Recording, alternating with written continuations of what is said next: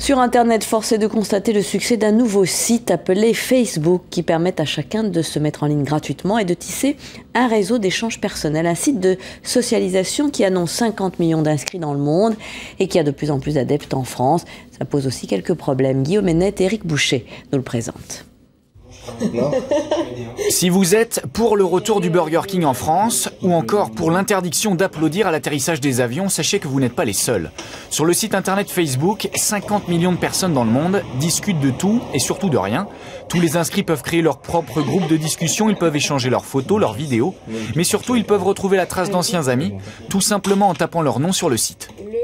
Si lui l'accepte, à partir de ce moment-là, je peux regarder ses photos, je peux regarder où est-ce qu'il a passé ses vacances, je peux regarder si on a des amis en commun. Parfois, il y a même des gens, ils envoient, on sait même plus qui c'est, puis après on regarde les photos et on se dit « Ah oui, c'est vrai, j'étais avec lui en maternelle, qu'est-ce qu'il a changé ?»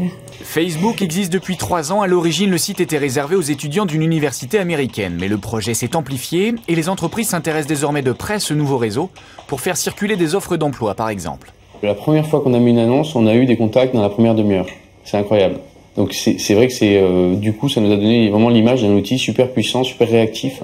Un outil super réactif, mais aussi très bien informé. Sur Facebook, les 50 millions d'utilisateurs sont invités à donner leur nom, prénom, âge, profession, orientation politique ou même préférence sexuelle. Je me rends bien compte qu'il y a un certain nombre de données numériques qui sont là lâchées dans la nature, à une entreprise en particulier, et que ça peut poser des problèmes éthiques considérables. Une inquiétude pas vraiment partagée par ces utilisateurs du site. Cet après-midi, ils s'étaient donné rendez-vous dans un grand jardin parisien. Ils ne se connaissaient pas avant de venir, mais désormais les contacts sont bien réels, et pour eux c'est ça l'intérêt de Facebook. Créer un nouveau réseau social et pourquoi pas de nouvelles amitiés, voire plus si affinité.